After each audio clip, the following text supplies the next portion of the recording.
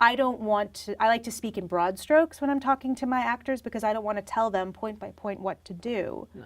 But I also need to make sure that the way I communicate with them, like I said, is useful to them. And if it's not, then I need to change the way I communicate.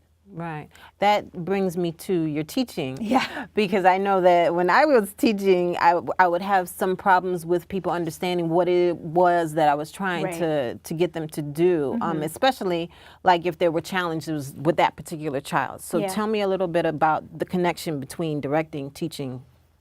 I think ultimately your goal as a director or as a teacher is to give whoever you're working with the tools to solve the problem, to see the world, to engage with the world in a way that works for them and their, you know, wherever it is that they're coming from. So when it comes to educating, you know, when I'm working at the college level, I will give my students a play and I'll give them a list of questions that can help them do a closer reading of the play. And I might give them one rule. The one rule is you can't ever say that this play is weird. Because if you want to say something is weird, we need to talk about what it is. Why do you think it's weird? What is happening that is so foreign to the way that you understand the world, and it's so different than the way that this playwright understands the world? And so what do you think the playwright is doing? Why do you think the playwright is doing something so weird? So it'll, you know, it's when a child pushes back against something, especially in arts, that's information that you can use to try to break apart, you know, what is the student hanging, you know, holding on to so strongly that this is an affront to? Why does this challenge you? Why do you want to dismiss it as weird?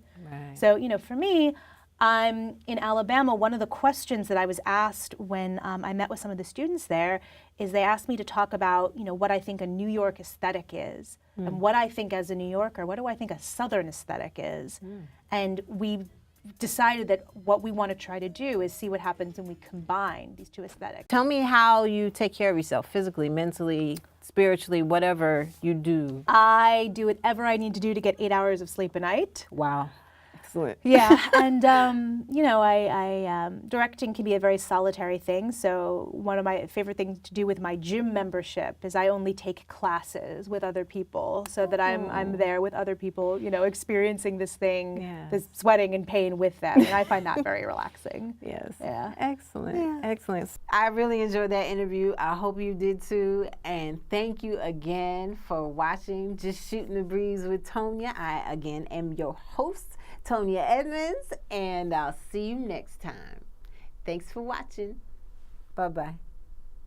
You need some water? Oh, yeah, water? Yeah, yeah.